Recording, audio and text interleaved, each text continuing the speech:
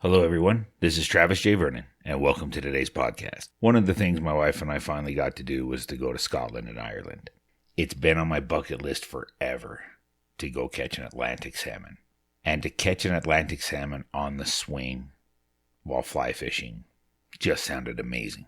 I'd seen a lot of pictures and videos of others catching Atlantic salmon, and I knew that similar to the steelhead, the Atlantic salmon have been on the decline for quite some time. Our original trip was scheduled to go right as the COVID epidemic happened. So everything got canceled. We had an entire trip planned, all the Air BnBs booked, guides booked, hotels, rental cars. We were going to go watch Manchester United play in Old Trafford. We had so many things planned for this trip, and all of it got canceled. Some of the airlines worked really well with us. Some of the other people basically told us to pound sand that they needed the money. I kept telling everybody as we canceled that, look, we don't want our money back. We just want to push our reservations forward. We want to come back. But we ended up having to basically cancel all the Airbnbs because of Airbnb's COVID policy.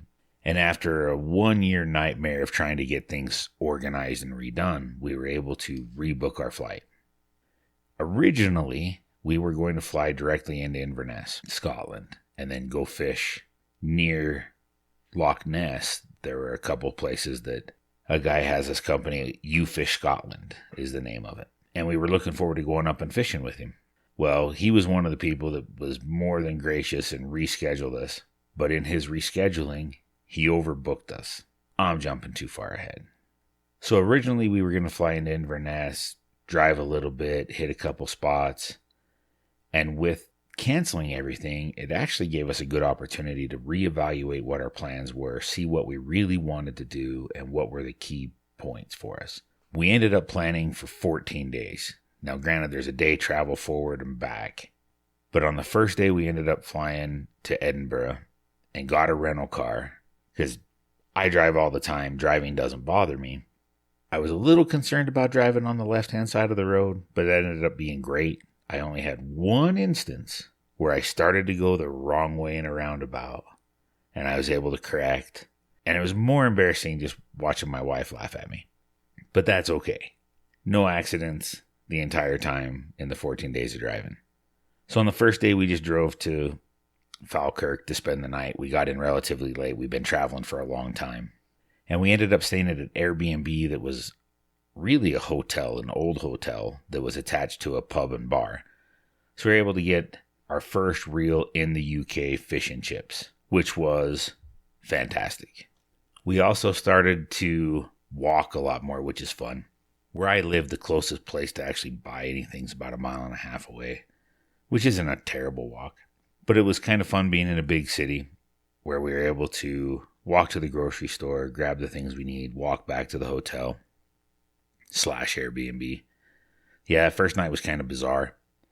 But we got out of there pretty early in the morning and then went to the Dunatar Castle. That was probably the most amazing castle that we saw the entire time we were there. It was fantastic. It was on the coast, beautiful settings, fun to walk around. Of all the castles we were able to see, that was probably the most spectacular. Just the whole setting of the whole thing was fantastic. Love it. So if you go, definitely do that. And we continued to drive north up to Inverness, and we stayed in the town of Alkeg. And I'm probably going to butcher all these names, and that's okay. So on our drive up to Alkeg, we ended up stopping at this little restaurant that was amazing. There's a little town called Lawrencekirk, and there's this little tiny restaurant. It's the only thing I can describe it, a cafe, perhaps. And I want to say it's Gannets, Gannets. The food there was fantastic. The people were fantastic. There were a couple locals sitting at the table that would ring a bell just to upset the wait staff and the chef. We had amazing food there. It was one of the highlights of food on the trip. It's a small, quaint little town with a small little cafe. 1000% recommend going. Even if you have to plan an extra leg of your trip to go hit this place, go hit this place. Highly recommended. I was able to stop at Leakey's Bookshop in Inverness. If you like books, libraries, any of that kind of stuff, Leakey's was fantastic. If you're with people that don't enjoy those sorts of things, it's a little more difficult to be able to peruse the shelves and find things that you like. But the people that were there helped me, pointed me right in the directions I wanted to go, and I was able to get a really decent selection of Atlantic salmon, fly, and fishing books, which is fun because they're antiques. So the next day we were supposed to fish with You Fish Scotland. Had the thing booked the year before, ended up having to move the dates. And on this second day that we were there, I'm messaging the owner, and he said, whoa, I don't have you guys down for tomorrow. I have you down for a different day. So that ended up being a bit of an issue, but he said that he'd work with us, but he was meeting another group, a large group coming, I believe, from Denmark. They could have been Amsterdam, but he had a large group that he was going to fish with on a loch for brown and rainbow trout, which 100% isn't what I want to do. I get to do that all the time here. But it was basically our only option. We'd already paid the money. It was already a done deal. So we ended up going. We met the gentleman first thing in the morning. We had about an hour or two to fish in the morning before anyone else was going to show up. Nancy immediately catches a really nice rainbow trout on a dry fly. I ended up catching a smaller rainbow. Quite a few fish moving around. It was neat to see fish in a different spot. But once I'd caught a fish and it was just a trout, I shouldn't be bored by trout, but I think it was more the disappointment of not being able to do what I went there for. So then all these people show up, and I believe it was 6 or 7 people. And he's guiding them, and finally Nancy and I just do what Nancy and I do, and we ended up helping guide. So we pretty much guided for a half day. So we helped these other people catch fish, pretty much put everybody on fish. As I can recall, I'm almost positive every single one of those people caught fish. And then we said our goodbyes and drove back. And the fun thing about that drive is we were going to the Barcaldine Castle. The Barcaldine is also known as the Black Castle, and it's one of the few castles that you can book and stay at. And I knew Nancy wanted to stay in a castle. And more often than not, when I'm booking places, I try and book at least 2 days. It's rare that I just book a single day unless I'm just passing through and need a place to sleep. So we booked the castle for 2 days. In all my research, I was trying to do as much as I could as a surprise for Nancy. So I booked this room called the Caithness Room. And when it originally got booked the year before, I started doing some research, which is bizarre for me to do research after the fact, but that's what I did. And it pulls up on the 10 most haunted places in Scotland. I'm like, oh crap, that isn't something that I'm super stoked about. As I dive into it more and more, the room I had booked was the haunted room in the castle. So then I'm struggling with this in my brain. Okay, do I tell Nancy and see what she says and either change rooms, or do I just wing it? We go, we stay for 2 days, and if nothing happens as we drive away, I can do the whole, you know what's a surprising fact about the castle we just stayed at?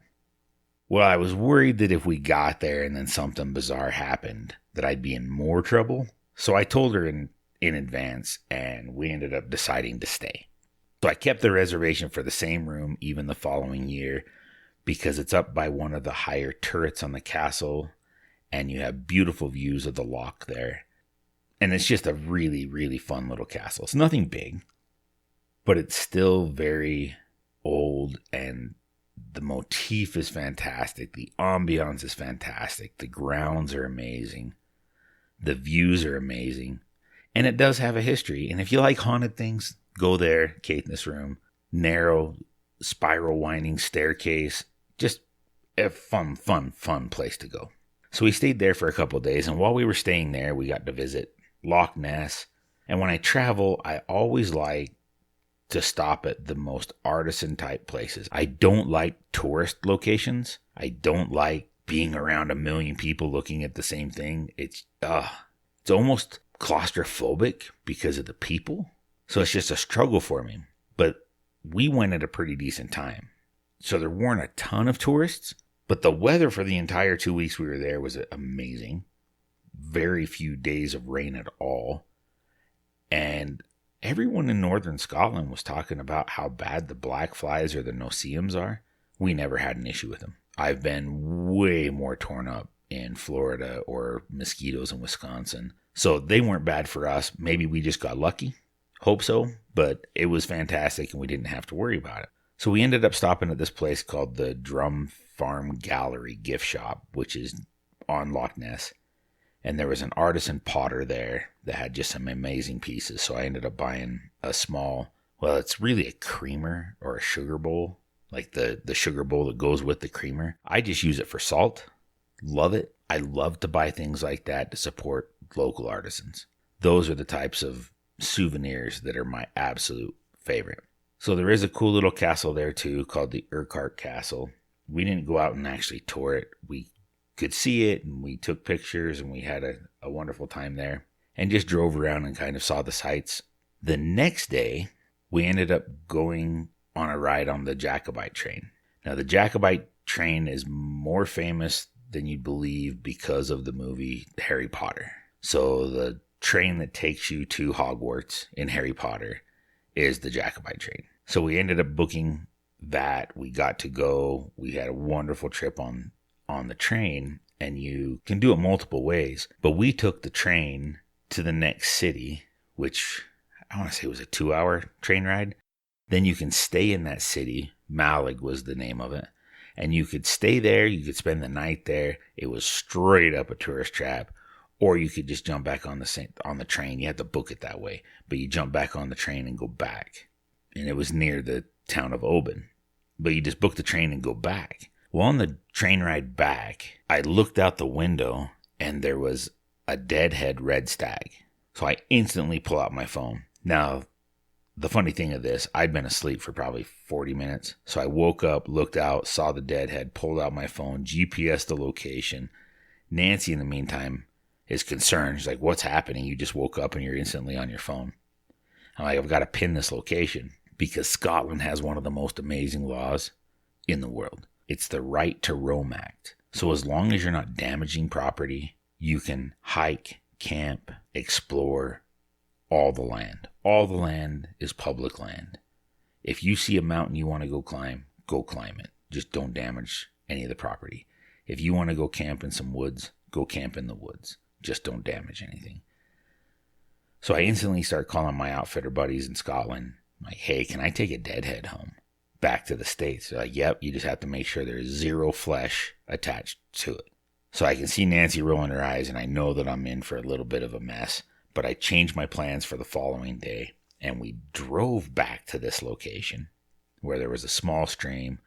Finally found a place to park, hiked for a couple up.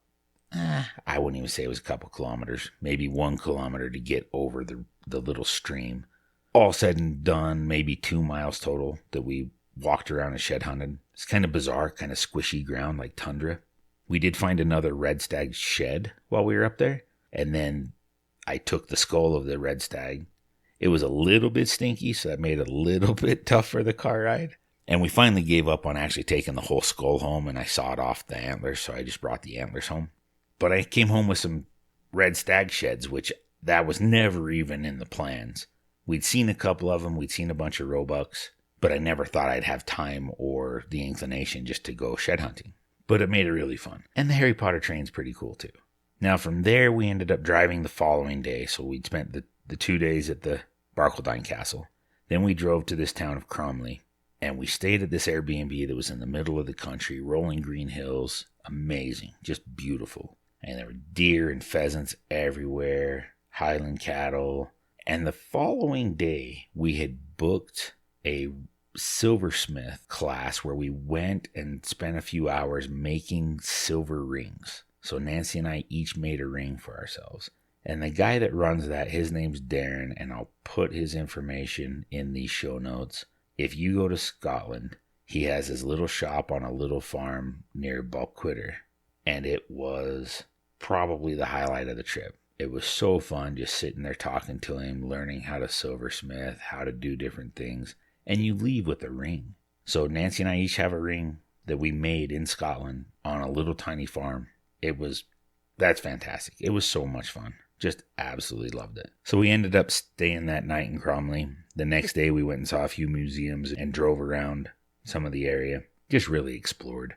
Kind of found some hole-in-the-wall places. Well, we ended up having to drive back to Inverness because we flew to Ireland. Now that was an absolute cluster too. I screwed this one up bad. I had a rental car booked, but they said that I couldn't pick up the rental car the day before, so I had to pick up the rental car the following morning. So I had it booked to pick up at 6 a.m. We were just going to stay at the hotel in Cork, but I couldn't get a room. I couldn't get a room anywhere. And apparently the day that we flew into Cork, Ireland, was a banker's holiday, and you pretty much have to get a hotel room the year before. It is nuts. Everything's closed. So I apologized to Nancy. I'm like, hey, we're going to just sleep at the airport. So we'll get in there. We get in late. It's like 11 p.m. Sleep for a couple hours in the airport. Grab our car in the morning, and off we go. So we get there, and there's a guy at the car rental counter. So I ask him, hey, we're not supposed to pick up our car till 6 in the morning. Is it okay if we just take it now? And I can just pay for an extra day. He said, sure, let me just change your reservation. Absolute worst thing I could have done. My $500 5-day rental reservation turned into $3,600. The kid at the counter never said anything about that. After a long fight with the rental car place, when we returned the car, and even after I returned home to the States. So I ended up having to pay $3,600 for a 5-day rental. Asinine. Don't ever change your rental reservations at the counter. Life lesson. What a mess that was. But because we got the car early, we thought, well, let's drive to where we're going to be tomorrow. And so I drove until about 1 in the morning, and then I was just too tired. I couldn't drive anymore. So we pulled over in a car park in a grocery store, and we just slept in the car, which wasn't the most comfortable, and my wife wasn't super stoked. But I sleep in my truck all the time, so it doesn't bother me. And one of the cool things, we were sitting there. I was trying to fall asleep. Nancy was not sleeping. And a fox came out, and there was a red fox standing in front of the car for a while, just in this parking lot at the grocery store. So that was kind of fun. So some good things can happen from that. But the following day, we ended up fishing with Glenda Powell. She is an amazing casting instructor, and I wanted her to teach Nancy how to two-hand cast. So we ended up going to fish on the Blackwater. We got there super early in the morning because, of course, we weren't sleeping really. Just drove straight to the river, got all set up, went and fished with Glenda, and she is spectacular. She has a really fun beat on the Blackwater, or I should say the River Blackwater. And on the very first day, I caught my very first Atlantic salmon. It ended up being my only Atlantic salmon, but what an absolute treat fishing with Glenda. We fished with her until about 3 or 4. We ended up buying a beat for the next day so that we could come back and fish the following morning as well. Nancy never ended up touching an Atlantic salmon, but she did learn how to two-hand fly cast, so she loved that. She picked it up really quick, thanks to Glenda being an amazing instructor. Another life lesson. Get a guide to teach your wife. Don't try and do it yourself. If your spouse needs to learn how to do something, hire somebody. It just makes your whole life easier. So the Airbnb that we had booked for that night made up for the catastrophe of the previous night because we had booked an Airbnb on the southern coast of Ireland in this little town called Clonakilty. What a fun little town and place that is. So we ended up exploring, getting to see a little bit of Ireland that afternoon and evening. Spent the night in this Airbnb was an old carriage house on this large estate, this manor. So it was a really tall little building, a super steep little flight of steps where we slept in what would have been at the time the hayloft. That's where the bed was. And where they would park the carriages underneath was the main living area and the kitchen. Just such a cool little Airbnb. A lot of fun to stay at that one. Following morning, we drove back up to the Blackwater. Again, an hour and a half drive. An hour and a half drive for me, I can do in my sleep. Not a big deal. My commute to and from work every day is almost an hour. I prefer to drive and listen to music, listen to books, listen to podcasts. I just like doing it. Everyone thought we were insane doing what we did. So we drove up, fished again, went exploring, came back, stayed again in that Airbnb, ended up fishing on the ocean, fished the coast, hiked along, looked in tidal pools, and just had an absolute wonderful time in Ireland. I would say we didn't spend enough time in Ireland. We spent a lot of time in Scotland and not nearly enough time in Ireland. So if I were to go back Now there's a flight from Salt Lake City to Ireland to Dublin that's just a single flight. You don't have to change. I think I would do that in the future. Make the drive to Salt Lake City and then fly direct to Dublin. Spend a week there. Fish more on the Blackwater and the ocean. Super good time. So once we finished up with that, we ended up driving back to Cork, flew back to Scotland, and then we drove in a rental car we just had for a couple days. We drove to Perth, stayed in Perth that night. So that next day we drove to the National Wallace Monument. That place was fantastic. I loved it. I was afraid it was going to be touristy. To get to the top of the monument, there's a large set of stairs that goes up the outside. And I can see how it would be a struggle for a lot of people. It is a climb. The views on top are worth it. It is amazing. So I highly recommend the National Wallace Monument as well. Go walk the grounds. There's trails that you can hike on. There's some different loops. The views are spectacular. So we did a lot of antiquing and shopping at this point. Found some places that were near Perth that had big antique malls. And antiques in Scotland and Ireland are a different level than Western United States. So it was really fun. We brought back some great things. The next day we ended up heading back to Falkirk, stayed one night, jumped on the flights the next day and flew back to Wyoming. It was an amazing trip. Truly an amazing trip. I highly recommend it. If you want any kind of feedback on where to go, what to do, what to see, feel free to throw me a message. It was so much fun. What a fun place. Great people. The food, I know everybody complains about it, but the food was amazing. A full Scottish breakfast is outstanding. Well, thanks for listening, everybody. Get out there and live your stories.